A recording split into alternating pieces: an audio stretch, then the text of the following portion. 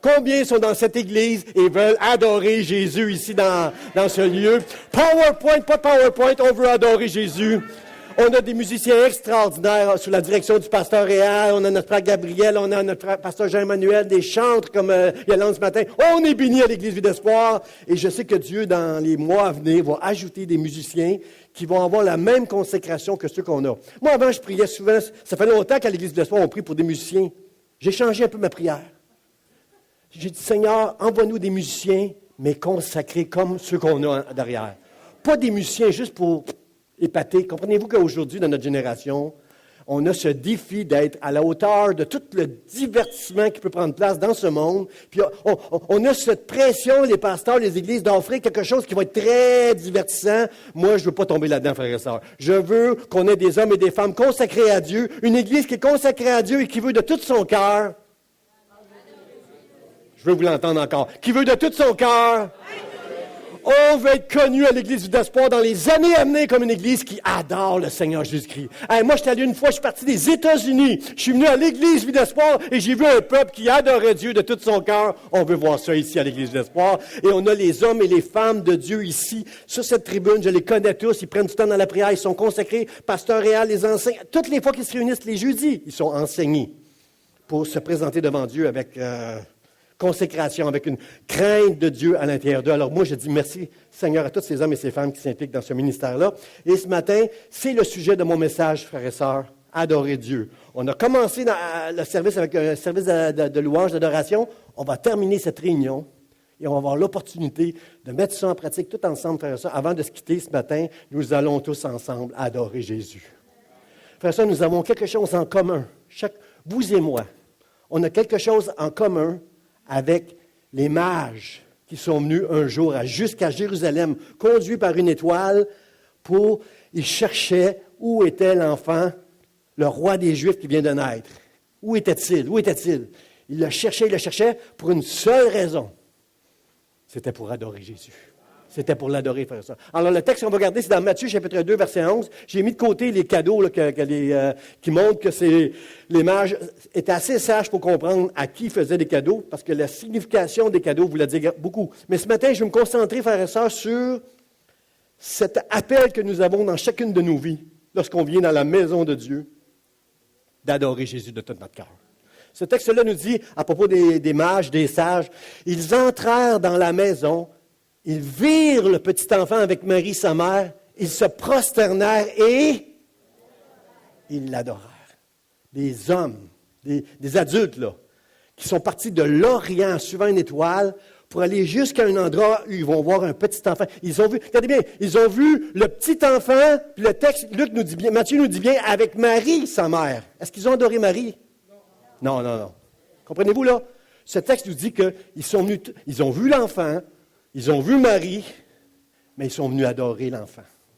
Ils sont partis de l'Orient, suivant une étoile. Il y avait une connaissance, ces gens-là, extraordinaires. Et ils sont venus pour une seule raison. Quand Hérode a su que ces hommes-là étaient dans beaucoup de commentateurs pensent que c'était des rois, parce que Hérode les a reçus dans son palais. Ce n'est pas écrit. Mais moi, je pense, ça fait du sens pour moi que c'était des rois, parce que Hérode ne reçoit pas n'importe qui dans son palais. Il les a reçus dans son palais, puis il voulait savoir, mais j'entends parler que vous dites que vous cherchez l'enfant qui vient de naître, le roi des Juifs, dites-moi en plus. Oui, dis-nous, Hérode, on cherche l'enfant. On a suivi une étoile, puis elle est arrêtée ici à Jérusalem. Dis-nous, on peut trouver cet enfant-là, l'enfant juif. Puis ça intéressait Hérode de savoir c'était qui cet enfant-là, parce que, pas pour des bons motifs. Vous êtes d'accord avec moi qu'on sait, nous, si on a lu l'histoire, que pas longtemps après, il va faire dessus. Il ne prend pas de chance. Lui, eux autres disent l'enfant qui vient de naître. Ça veut dire qu'il y a entre 40 jours puis un an et demi, peut-être, je ne sais pas, là. Il vient de naître. Ça fait pas longtemps. Puis Hérode ne prend pas de chance. Quand ils sont partis, il fait tuer tous les enfants en bas de 2 ans.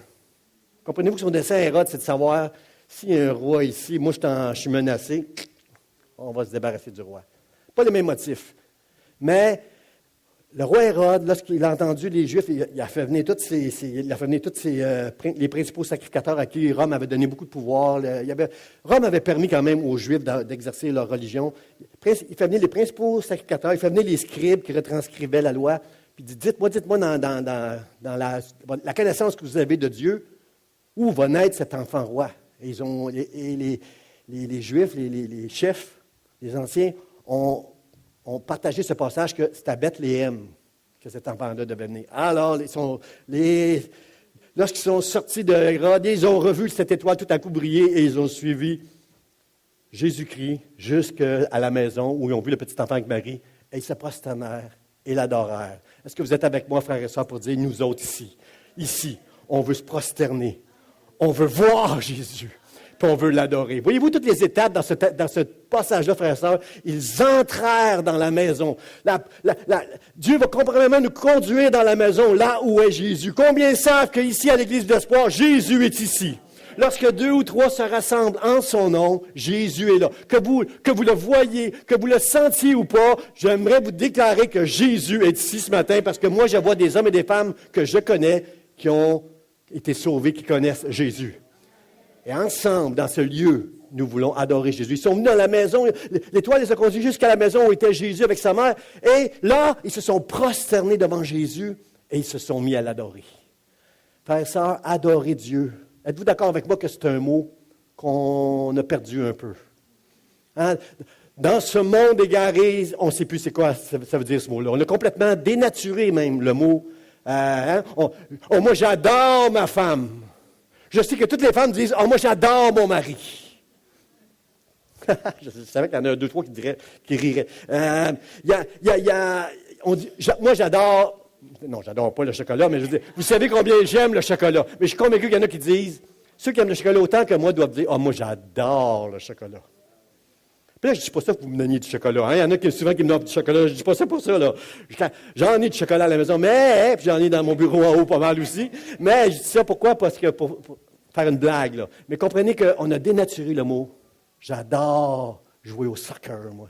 J'adore jouer à un jeu vidéo. Comprenez-vous qu'on peut prendre ce mot-là aujourd'hui et le mettre à toutes sortes de sauces, mais c'est pas bien, frères et sœurs, parce que le vrai sens du mot adorer appartient seulement à Dieu.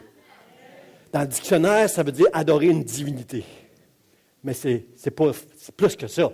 C'est adorer une divinité qui a un nom, qui a créé le ciel et la terre, qui a envoyé un jour son Fils Jésus-Christ pour qu'il meure sur une croix afin que nous ayons la vie éternelle. Et c'est pourquoi nous sommes rassemblés ce matin pour dire merci, merci, merci Seigneur. Ce matin, tous ensemble, ce qu'on veut, c'est voir Jésus comme les mages, nous prosterner devant lui et l'adorer de tout notre cœur. Vous êtes d'accord avec ça, frères et sœurs? Ça, c'est les étapes pour adorer Jésus qu'on va voir ensemble tous ce matin. Mon premier point ce matin, frères et sœurs, que je veux partager avec vous, c'est premièrement, tu m'as conduit dans ta maison.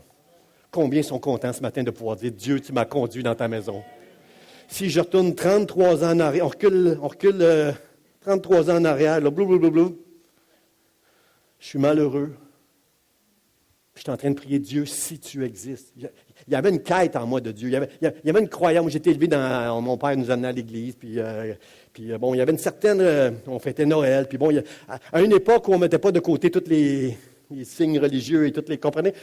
Dans mon époque, à moi, c'était pas un problème de prier à l'école. C'était pas un problème d'avoir un crucifix à l'école. C'était pas un problème, comprenez-vous, de tous ces signes religieux qu'on voit, qu'on essaie d'enlever aujourd'hui. C'était pas un problème à mon temps. Et ça nous rappelait, quelque part, que ça nous parlait de Dieu. Il y avait un signe qui nous rappelait quelque part qu'il y avait un signe de Dieu. Puis j'étais malheureux parce que je me sentais tellement loin de Dieu. Il me semblait que quand j'étais plus jeune, j'étais plus proche de Dieu. Puis avec l'adolescence et tous les trucs qui peuvent prendre place dans l'adolescence, j'étais éloigné. Puis je cherchais vraiment Dieu de tout mon cœur. Et j'avais prié, Seigneur, si tu existes, Dieu, montre-le-moi.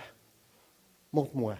Dans mes mots, là, je ne me souviens plus exactement c'était quoi mes mots, mais comprenez, aujourd'hui, ça serait « Révèle-toi à moi, ô Éternel, mon Dieu, pour que je puisse te voir, me prosterner devant toi et t'adorer.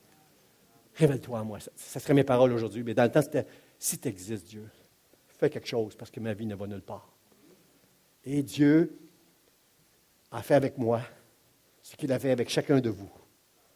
Il nous a conduits dans un endroit, dans une maison, dans un temple, dans une église, quelque part où on adore le Seigneur Jésus-Christ. Quelque part où on va entendre parler de Jésus. au travers de la parole de Dieu. Vous savez que Jésus est dans tous les livres de la Bible, même dans les livres où on ne mentionne pas le nom de Jésus. Jésus est là d'une manière symbolique parfois, mais il est là de la Genèse jusqu'à la fin. Jésus est là. Et Jésus est ici ce matin et nous voulons lui donner toute la gloire et l'adorer de tout notre cœur. Tu m'as conduit dans ta maison. Ils entrèrent dans la maison. Frères et sœurs, la maison de Dieu, c'est là que Dieu va nous conduire. On a besoin de l'Église, frères et sœurs. On va trouver tout le temps toutes sortes de problèmes dans l'Église. On va toujours trouver que l'Église, elle n'est pas parfaite, puis c'est vrai qu'elle n'est pas parfaite, parce que votre pasteur, il n'est pas parfait. Puis si vous êtes honnête, là, j'aimerais ça entendre des amens ce matin, si vous êtes honnête, vous autres non plus, vous n'êtes pas parfait. Ah, ça, merci, vous ne me laissez pas tout seul. Ah, vous ne me laissez pas tout seul ce matin, merci, merci. On est tous imparfaits. Alors, la journée que tu vas aller dans une église, que tu recherches la perfection, quand tu vas mettre les pieds dedans, c'est fini. Nous autres, là, peut-être qu'il y en a des parfaits, mais nous autres, on est d'accord avec ça, on n'est pas parfaits. Alors, comprends-tu, mon frère, ma soeur, que c'est la raison pourquoi Dieu nous conduit dans sa maison?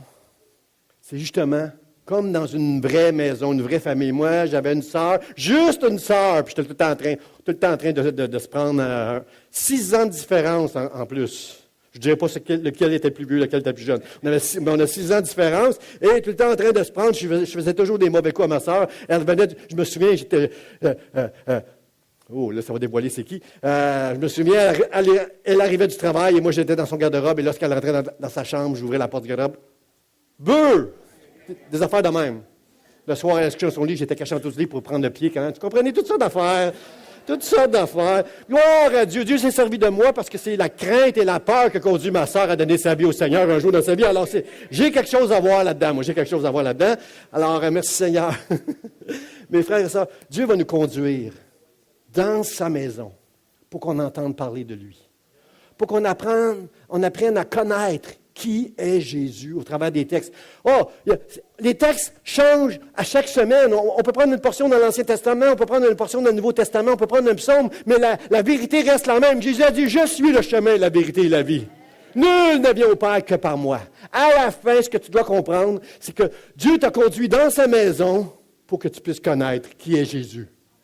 Pour que tu puisses apprendre ce matin que tu n'es pas parfait, même pire que ça, tu es un pécheur. On pêche encore aujourd'hui.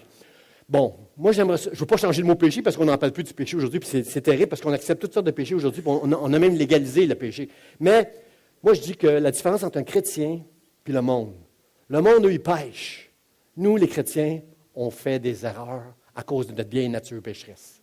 On ne veut pas. Paul dit, je ne veux pas faire le mal, mais ça m'arrive. Parce que, oh, malheur à moi à cause de ma nature. Comprenez-vous? Je ne veux pas faire des erreurs, frère et sœurs, mais j'en fais parce que je suis un homme, puis je suis un homme imparfait. Toutes les femmes, vous avez le droit de dire amen, toutes les femmes. Là. Les femmes, je sais que vous êtes un peu meilleures, mais nous autres, on n'est pas parfaits, puis on fait des erreurs, puis merci pour votre grâce et votre pardon. Mais c'est ça. Comprenez-vous, frères et sœurs, Dieu va nous conduire dans sa maison pour qu'on apprenne qui est Jésus. On va apprendre dans sa maison. Il n'y a pas d'invité ce matin, mais je vais vous le dire quand même. On va apprendre dans sa maison qu'on est des pécheurs. Qu'on est fini. André, on est fini si on n'a pas Jésus, qui est mort sur la croix pour nos péchés. On va apprendre qu'on a été sauvés par la grâce de Dieu. Comme on l'a chanté ce matin, c'est la grâce, sa grâce qui ne faillit jamais, c'est sa grâce qui nous a sauvés. Et le pasteur était inspiré quand il a chanté que dans nos ténèbres, c'est sa lumière qui nous a conduits jusque dans sa maison. Je ne sais pas quelle est votre étoile à vous. Moi, c'est ma sœur qui m'a témoigné et qui m'a conduit jusqu'à la maison de Dieu, où après quelques messages, les premiers messages, j'avais les bras comme ça. Après ça, j'avais les bras comme ça. Après ça, merci mon Dieu, l'Évangile a touché mon cœur. Et un jour, j'ai été sauvé. J'ai vu à un moment donné dans l'Église, j'ai entendu ça dans la maison de Dieu. Je suis arrivé dans la maison de Dieu avec une espèce d'orgueil, mais je suis sorti après quelques réunions brisé complètement. Si je n'ai pas Jésus, je suis foutu. Seigneur, je pleurais, sauve-moi! Et ce jour-là, il m'a sauvé. Et l'Esprit de Dieu est rentré en moi. Et depuis ce jour, je veux connaître qui est Jésus. Et ce matin, j'aimerais qu'on aille plus loin que le connaître même. J'aimerais qu'on puisse le voir. Frères et sœurs, si tu as été sauvé, Dieu va te conduire dans une maison où on va parler de Jésus. Si tu as été sauvé, il faut que tu te retrouves dans une église. Regardez ce que le texte nous dit dans l'Acte des Apôtres quand Dieu ajoutait, Quand les gens étaient sauvés, quand les gens entendaient un message, la prédication puissante d'un homme de Dieu, puis répondaient à l'appel, qu'est-ce que le texte nous dit? Et le Seigneur ajoutait chaque jour, où? À l'Église, ceux qui étaient sauvés. Comprenez-vous l'importance, ce matin, le privilège et la bénédiction de pouvoir dire, Dieu m'a conduit dans sa maison, gloire à Dieu, gloire à Dieu. Ils entrèrent dans sa maison et Dieu les a conduits jusqu'à sa maison. Et un jour, Dieu m'a conduit dans sa maison. Frère, ça, c'est merveilleux. Ce matin, c'est un privilège d'être dans la maison de Dieu. Soit la première fois que tu viens ici, que ce soit la 1000e fois, jusqu'à ma mort, je veux bénir Dieu de m'avoir conduit jusqu'à sa maison. Mais il faut quand même que je fasse une petite précision, frère, une petite nuance. La vraie maison de Dieu, là, est-ce que c'est ici? Est-ce que c'est le temple ici, là? Est-ce que c'est le 35 rue Marien, la vraie maison de Dieu? Merci. Merci. La vraie maison de Dieu, c'est nous l'habitation de Dieu. Je suis le temple du Saint-Esprit. C'est ce que l'apôtre Paul nous dit. Nous sommes le temple du Saint-Esprit. Pourquoi il dit ça? Parce qu'un jour, on a cru, le Saint-Esprit a régénéré notre esprit à l'intérieur de nous. Le Saint-Esprit est venu en nous et redonne la vie à notre esprit de sorte qu'on peut communier maintenant avec Dieu. Si je comprends la Bible, ce n'est pas parce que je suis bright et intelligent, mais c'est parce que le Saint-Esprit m'aide à comprendre. Et je vous enverrai l'Esprit, le Consolateur, et lui, il vous enseignera toutes choses. Jésus a même dit à un moment donné, je pourrais vous en enseigner des choses, mais vous ne pouvez pas les porter maintenant. Mais le Consolateur, le Saint-Esprit, lui, quand il va venir, il va vous rappeler tout ce que je vous ai dit et vous allez saisir. Le Saint-Esprit va donner vie à l'intérieur de nous. On est d'accord, frères et sœurs, que l'Église ici, ce n'est pas le vrai temple de Dieu. C'est une bénédiction, cette bâtisse, pour qu'on puisse se rassembler, pour offrir un culte agréable à Dieu. Mais la vraie maison de Dieu, c'est vous, c'est moi, nous sommes le temple de Dieu. Vous êtes d'accord avec ça? Il y avait un homme qui était très, très sage dans l'Ancien Testament qui s'appelait Salomon. Dieu lui avait accordé une grande, grande sagesse. Et dans sa grande sagesse, peut-être qu'il avait parlé avec son père avait saisi ça, lui. Peut-être que dans sa grande sagesse, Salomon avait saisi que Salomon, c'est celui qui était choisi par David. David voulait construire un temple extraordinaire à Dieu. Il y avait une vision extraordinaire de la gloire de Dieu. David, dans le temple, il allait pastorer dans le temple. Vous le savez, il allait mettre des chambres pour que les chantres, toute la semaine, soient tous ensemble pour conduire le peuple dans la louange et dans l'adoration. David inventait, il y avait un don pour la musique, il inventait des instruments de musique pour amener plus de louange et d'adoration dans la maison de Dieu. David avait un plan pour la maison de Dieu, mais Dieu a dit, c'est pas toi qui vas me construire la maison de Dieu. Tu as trop de sang sur les mains. Ça va être Salomon, ton fils. Et quand Salomon a construit le temple, avec toute la gloire qu'on a vue qui a pris place dans le temple, regardez ce que Salomon va dire en toute sagesse. Il va dire, mais qui, quelqu'un dit qui a le pouvoir de lui bâtir une maison, puisque les cieux et les cieux des cieux ne peuvent le contenir? Qui suis-je pour lui bâtir une maison, si ce n'est pour faire brûler des parfums devant lui? Hein? Il est sage. Si le temple, ce beau temple que vous voyez, puis Jésus n'était même pas impressionné par le temple comme ses disciples, si ce beau temple que vous voyez, l'utilité de ce temple-là, c'est d'offrir l'adoration à Dieu. Ce temple va servir à offrir, on va mettre des sacrificateurs qui vont offrir des parfums qui vont brûler devant lui tous les jours, qui vont montrer notre adoration. Comprenez-vous? Salomon a saisi ça. Frère, est-ce qu'on peut saisir ça, nous? Je vous pose la question. Est-ce que nous, on peut saisir que l'Église du Seigneur Jésus-Christ, c'est le pastoréal, c'est Denis, c'est Bella, c'est moi, c'est vous, mais ce n'est pas cette bâtisse. Pourquoi j'ai besoin de vous dire ça, frères et sœurs? C'est parce que des personnes, des chrétiens, trop spirituels des fois. Combien comprennent que dans le mot trop spirituel, le mot trop, il est de trop? Il est trop. Trop spirituel. Souvent, des chrétiens, quand on se rassemble ensemble, on devient fou. On devient plus spirituel qu'on l'est dans la vraie vie, dans la maison. Comprenez-vous? Parce qu'on va dire des affaires comme... Il y a peut-être un chrétien ce matin très spirituel qui a dit ça, là, des couronnes comme ça, des décorations, là, ça c'est pour les païens. C'est pas pour les chrétiens. Comprenez-vous que dans la maison de Dieu, il ne devrait pas avoir des choses qui ont un soupçon de saveur de ce monde. Comprenez-vous? Moi, j'ai déjà entendu des chrétiens dire, Le jeudi, frère, ça, c'est ma journée.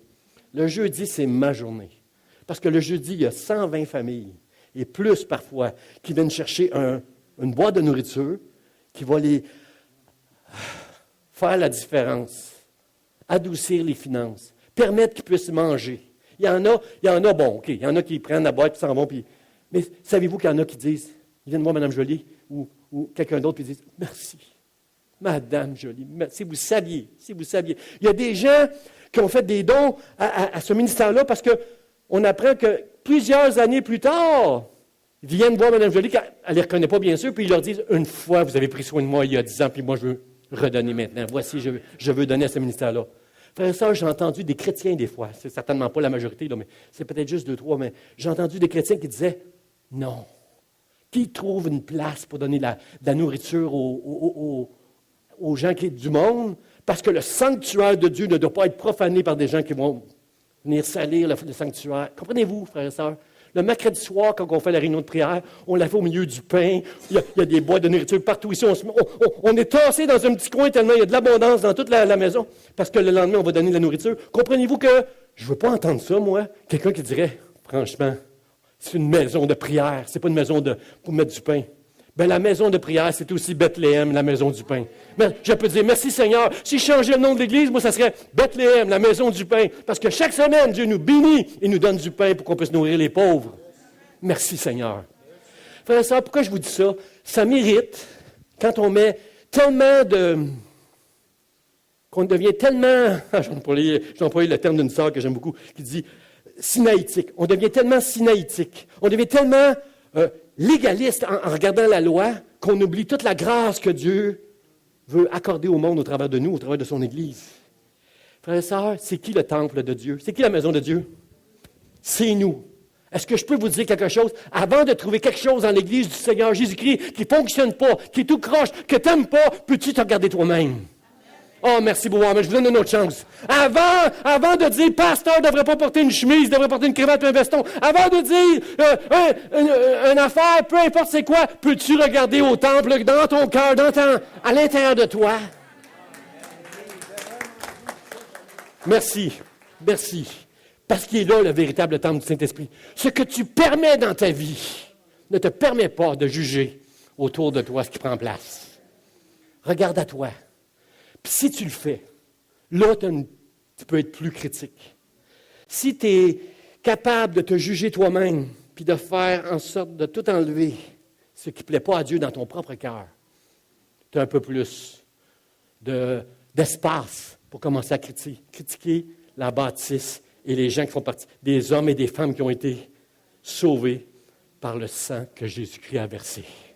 Des hommes et des femmes pécheurs qui font des erreurs. Mais si je regarde à ma maison, frères et sœurs, je n'aurai que de la grâce envers chacun de vous, au nom de Jésus. Amen. Mon deuxième point, premièrement, il va nous conduire dans sa maison. Mon deuxième point, mes yeux t'ont vu mon roi. Frères et sœurs, ça c'est le titre d'un chant. Mes yeux t'ont vu mon roi. Depuis, tout a changé. Tout a changé le jour où on voit Jésus, frères et sœurs. C'est une chose de croire en Jésus-Christ. C'est plus grand encore de voir Jésus. C'est subtil, hein? Il faut que j'arrive à être pas pire dans ma nuance là, pour vous expliquer. C'est quoi, pasteur, voir Jésus? C'est une expérience en jeu. Voir Jésus, frères et sœurs, c'est plus grand encore que croire. Croire, c'est mettre notre confiance en Dieu. Vous êtes d'accord avec moi? Le jour où tu as entendu que tu étais fichu, tu étais perdu, puis que Jésus est venu en toi, tu as commencé à avoir une communion avec Dieu, tu as commencé à mettre ta confiance en lui. Ne crains rien car je suis avec toi. Mets ta confiance en moi, Dieu. Moi, toute ma vie, j'ai dû me battre avec cette foi-là. Là. Je dois mettre ma confiance en Dieu. Je ne dois pas voir ce que mes yeux voient, ce que mes oreilles entendent au milieu des épreuves. Je dois mettre ma confiance en Dieu. Mais croire, c'est plus grand encore que mettre ma confiance en Dieu. C'est avoir la capacité de voir Jésus malgré tout ce qui peut prendre place autour de nous. Quel meilleur exemple, frère, ça, ce matin, de vous donner que l'histoire de Job. Job nous dit dans le chapitre 42,5, ça dit « Mon oreille », la conclusion du livre de Job, à la fin, là, « Mon oreille avait entendu parler de toi, mais maintenant, mon œil t'a vu. Qu'est-ce que tu veux dire, Job? Qu'est-ce que tu veux dire? Parce que moi, là, Job, là, c'est un héros pour moi, là. Wow! Frère et sœur, il a perdu la santé, il a perdu des bien-aimés, il a perdu son argent. À la fin, tout le monde a fait des dons à Job. Il a perdu sa réputation. C'était un homme considéré, d'une grande considération. Puis lorsqu'il a été éprouvé, ses supposés amis et tous les gens qui venaient vers lui, ils ont commencé à le mépriser, à se moquer de lui. Frère et sœur, moi, j'ai un petit peu d'orgueil. J'ai un peu d'orgueil. J'aime pas ça. Personne n'aime ça ici, se sentir méprisé. On a un minimum d'estime de soi. Et Job a perdu tout ça. Et malgré cela, Job est resté droit, intègre, juste, s'éloignant du mal. Est-ce que Job comprenait tout? Ben non, ben non.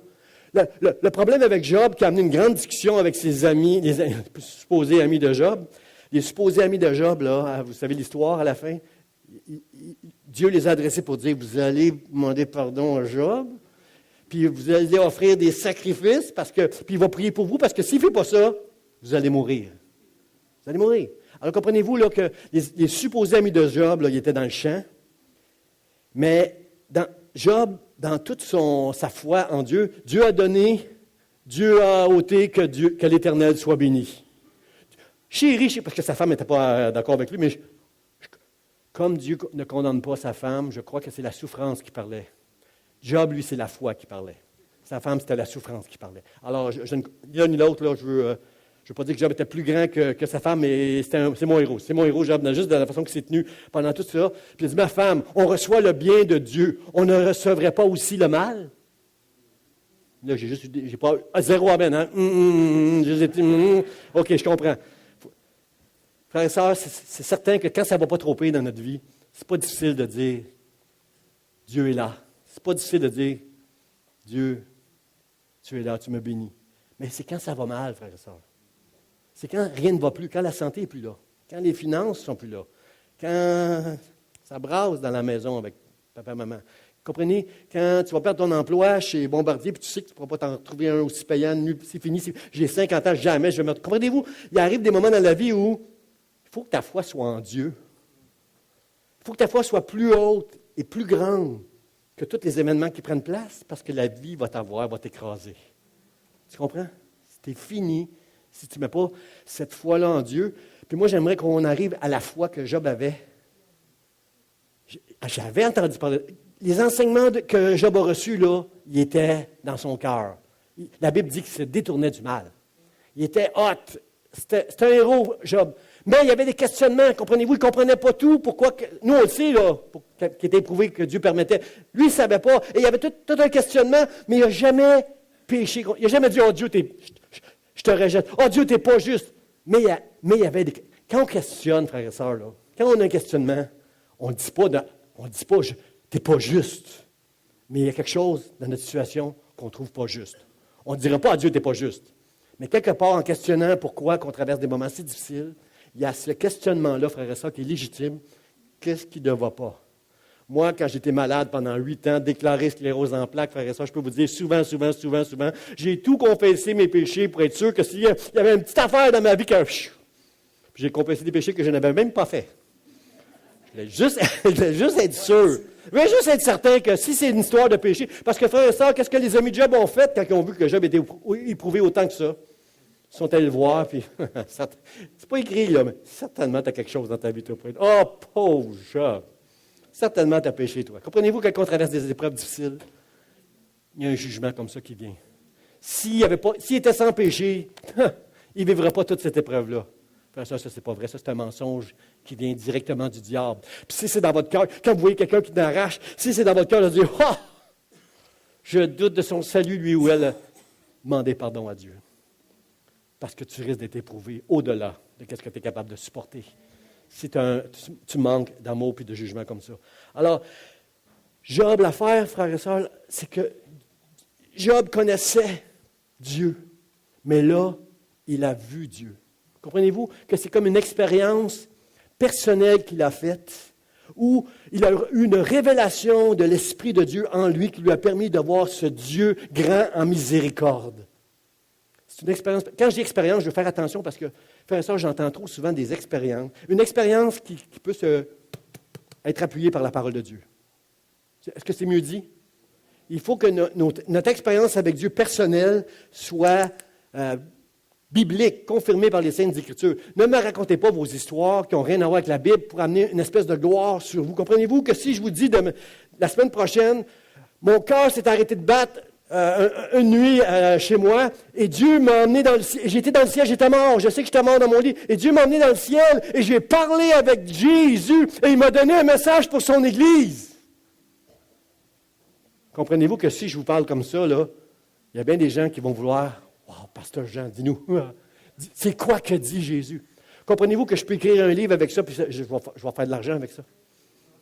La gloire va être sur moi et sur la révélation que j'ai reçue, alors que la seule gloire, la seule révélation que tu dois recevoir, c'est celle qui est dans la parole de Dieu, frère et sœurs. C'est celle-là. Toute autre gloire qui ne glorifie pas Jésus-Christ, ça devient une gloire personnelle. Moi, je n'en veux pas de gloire personnelle. Dieu a fait de grandes choses dans ma vie, des miracles, frères et sœurs. Et si je les témoigne, c'est juste pour qu'on donne la gloire à Dieu. Faites attention de ne pas amener juste la gloire sur vous. Quand je dis une expérience personnelle, c'est que Job a compris à la fin, il était droit, il était intègre, il était juste, il avait la foi en Dieu. Mais maintenant, ce n'est pas juste une foi qui fait confiance en Dieu, c'est une foi qui a vu Dieu au milieu de toutes les preuves.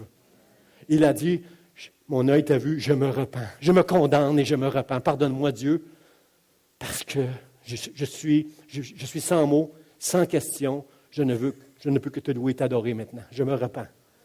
Je me condamne, Dieu, dans la poussière. Pardonne-moi, Dieu. Et Dieu a relevé notre ami Job, frère et sœur.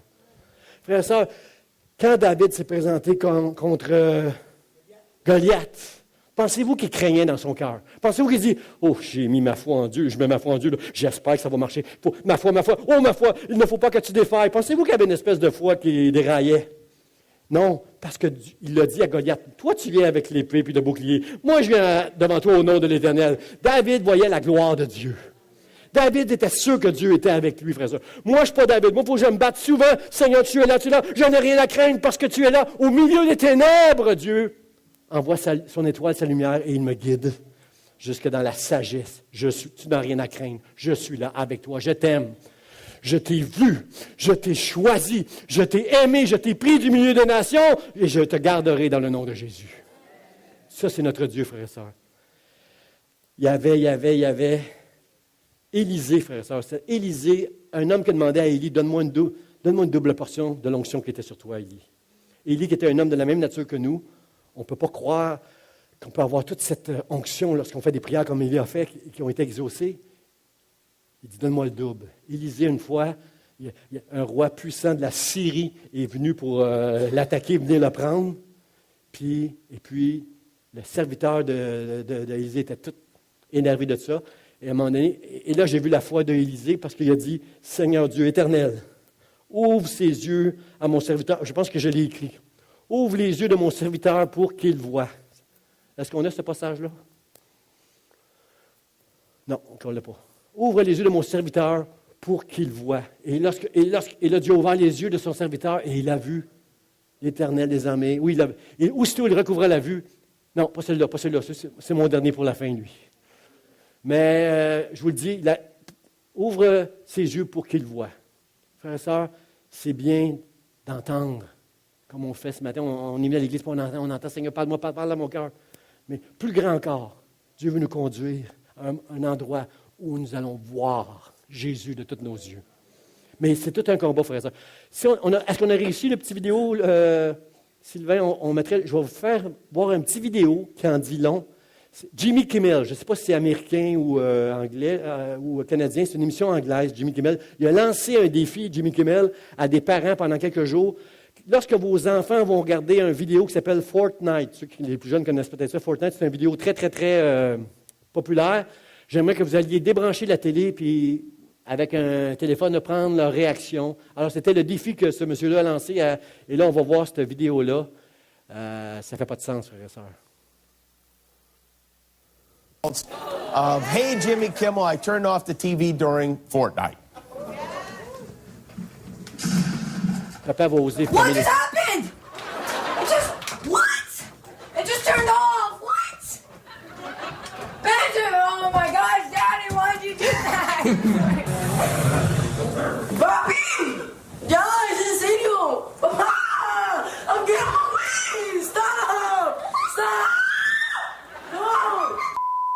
can still win, I can still win. Il n'a pas dit un beau mot, là. Please, Matt! Stop! Say hi, Jimmy Kimmel, and I'll turn it on. Hi, Jimmy Kimmel. C'est pas moi, c'est Jimmy qui a dit ça. Lui, il est poli. Dad, what are you doing? I'm in the middle of Fortnite. What is wrong with you?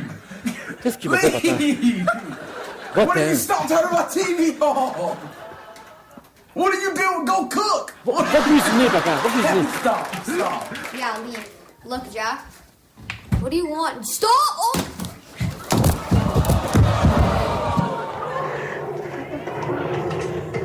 What the f? Oh, Jimmy Kimmel made me do it. Jimmy Kimmel made me do it.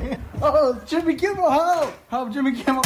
You just shut down my Fortnite! Jimmy Kimmel made me do it. No! What just happened? No! What's the matter? Someone shut off the TV!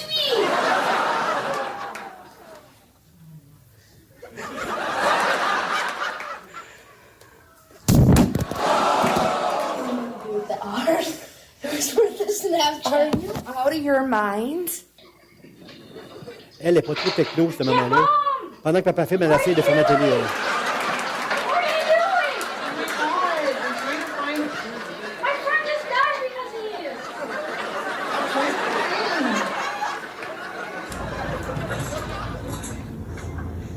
What the f?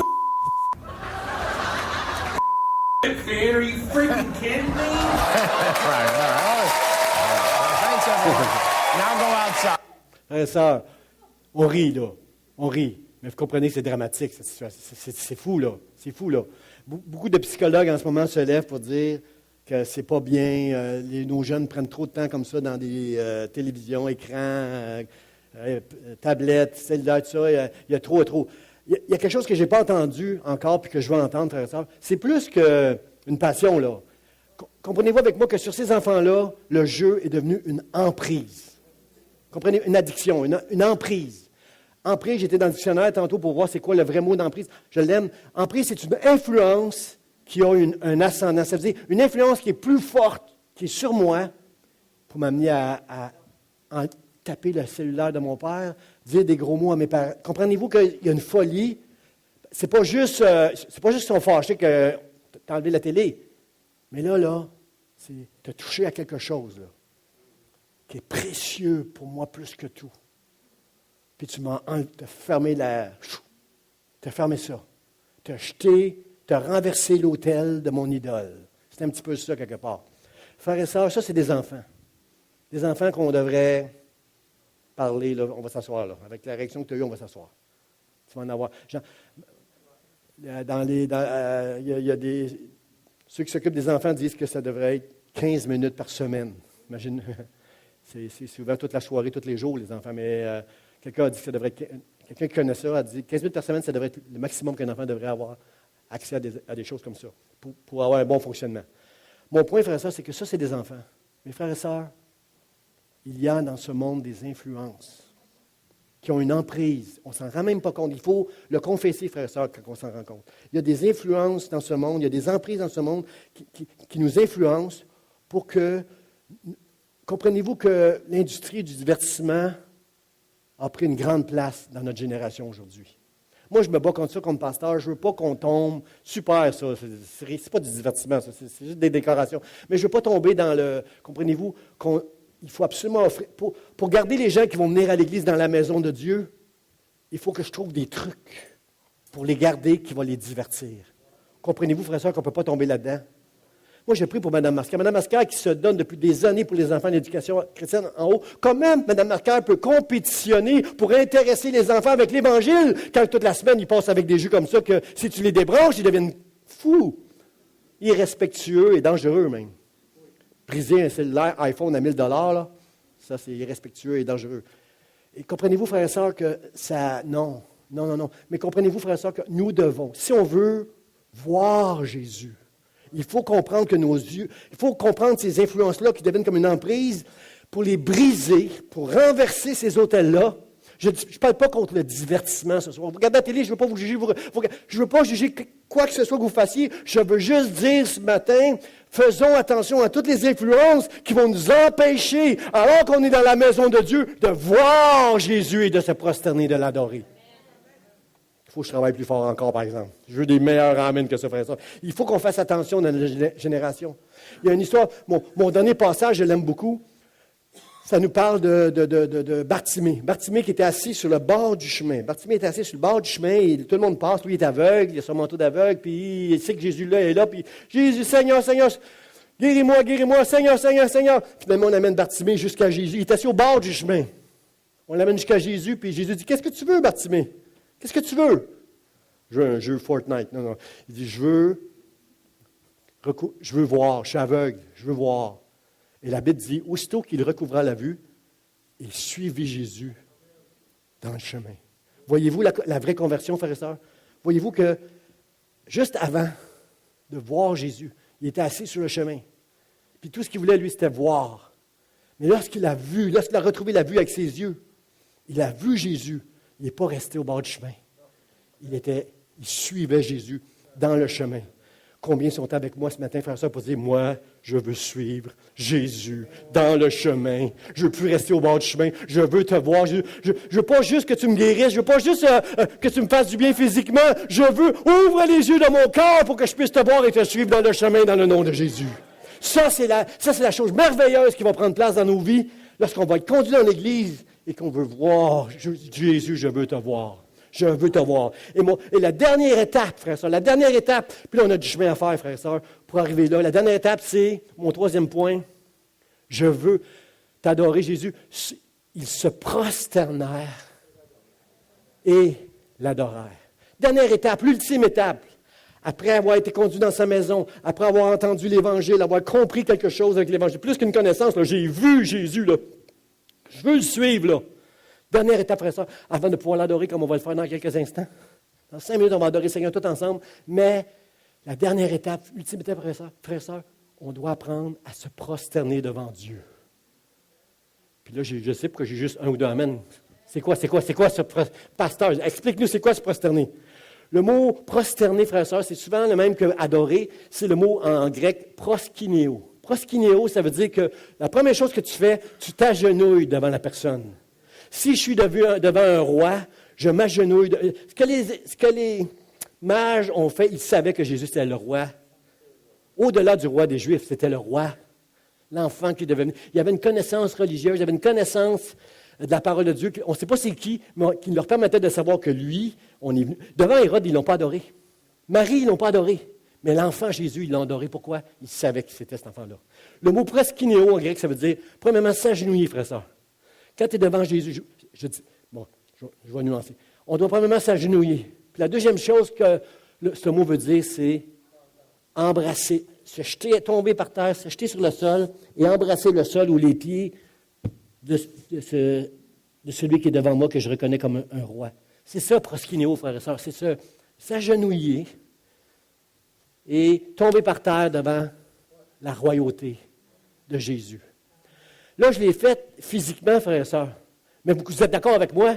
Ça ne veut rien dire. Pasteur, tu t'es sali un peu la chemise, tu t'es mis à genoux. Ça impressionne personne. Parce que la vérité, frères et sœurs, c'est que se prosterner, c'est gros, se prosterner. Se prosterner, c'est pas mettre un genou à terre puis se jeter par terre, si on peut tout faire ça. Se prosterner, c'est mon âme, mon cœur, ma volonté, ma chair va se prosterner devant le roi des rois et le Seigneur des seigneurs. Ma chair, ça veut dire que la chose la plus importante maintenant pour moi dans ma vie, c'est pas le jeu Fortnite, c'est pas le chocolat, ma femme, mon mari, comprenez-vous, c'est Jésus la chose la plus importante et je veux l'adorer de tout mon cœur. Ma chair va se prosterner devant Dieu.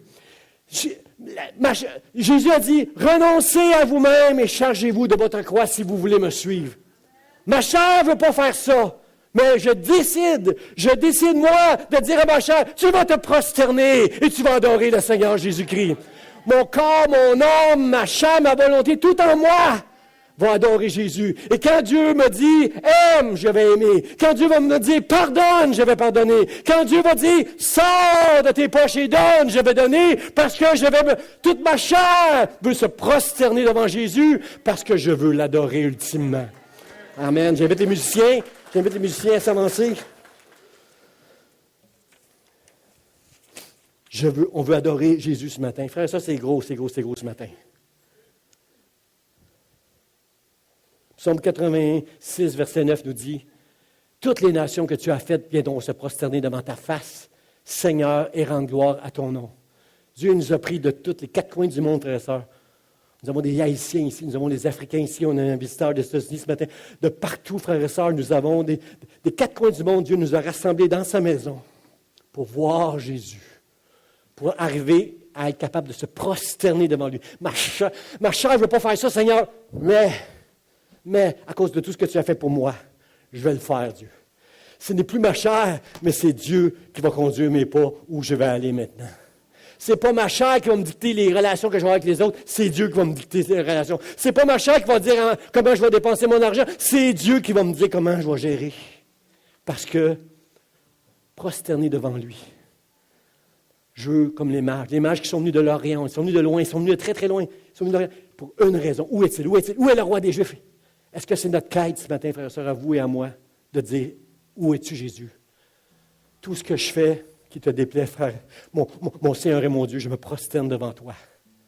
Que ma chair se prosterne devant toi pour que tu puisses faire ta volonté au travers de ma vie dans le nom de Jésus. Mon dernier point, frère et sœurs, mon mot de la fin, c'est celui-ci. C'est là. Après être venu dans sa maison, après avoir vu Jésus, après c'est prosterner devant lui en disant, c'est toi le boss maintenant, c'est plus moi le boss, c'est toi. Je veux rien faire, Seigneur, qui pourrait nuire à ma relation avec toi. Je me prosterne devant toi parce que je veux t'adorer.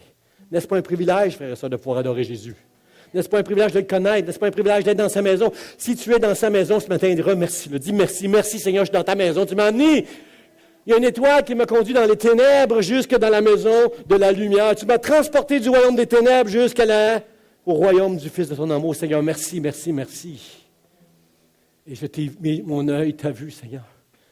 Et si vous ne l'avez pas vu encore, priez-le ce matin, frère et sœur. Alors qu'on va louer, adorer le Seigneur, Seigneur, je veux te voir, je veux voir ta face. On sait qu'on ne peut pas voir Dieu, mais on peut expérimenter. Comprenez-vous, notre esprit, notre cœur peut voir, notre âme peut communier avec Dieu et le voir, frère et sœur. Comme Élisée le voyait, comme Job l'a vu, on peut voir Jésus. Et ça, c'est merveilleux cette fois-là parce que aucune épreuve qui va réussir à t'abattre, aucun problème, aucun mal qu'un frère ou une sœur pourra te faire ne pourra t'abattre parce que tu auras vu Jésus, toute la grâce qu'il a eue pour toi dans ta vie. Et ce qui va t'amener à te prosterner devant lui. Et c'est là, frère et sœur, c'est quand on est prêt à casser, c'est lorsqu'on a brisé, qu'on a plié les chines devant Dieu. C'est là qu'on peut entrer dans une vraie adoration où les gens qui vont venir à l'église Vie d'Espoir vont dire « Wow! » Eux autres. À l'église Vie d'Espoir, le pasteur, il est moyen, mais ils adorent le Seigneur Jésus-Christ dans cette église-là. Puis ils ont une grande générosité envers les pauvres. C'est une église qui connaît Dieu, ça. Viens à l'église Vie d'Espoir. Si tu veux voir Jésus, apprendre à l'adorer de tout ton cœur. Amen. Est-ce que je peux entendre le dernier Amen? Je vous invite à vous lever, frère et sœur. Je vais demander un chant. On va-tu faire le chant spécial, pasteur? Pasteur Réal va faire un chant que j'aime beaucoup de Maggie Blanchard. Je veux t'adorer. Je veux t'adorer. Et frères et sœurs, il y a toujours plus d'onction en avant. Je vous invite, frères et sœurs, à quitter votre place pour venir en avant. Alors qu'on va chanter ce chant-là, on va le chanter tous ensemble pour dire à Dieu, Seigneur, je veux te voir. Et je sais que c'est pas facile, qu'est-ce que tu me demandes? C'est pas facile à ma chair de le faire. L'apôtre Paul lui-même ne trouvait pas ça facile. Mais grâce soit rendue à Jésus-Christ qui va me rendre capable par la puissance du Saint-Esprit et de mon amour pour Jésus à plier, à briser devant toi parce que je veux t'adorer de tout mon cœur. Est-ce qu'on peut faire cette prière-là tout ensemble ce matin? Je vous invite à venir remplir le devant et avoir cette quête que les mages avaient. Je veux t'adorer, Dieu. Je veux t'adorer. Jésus, sois adoré, Jésus. Je vous invite à quitter votre place maintenant et venir adorer Jésus. Ta sainteté, et quand je contemple ta beauté, les choses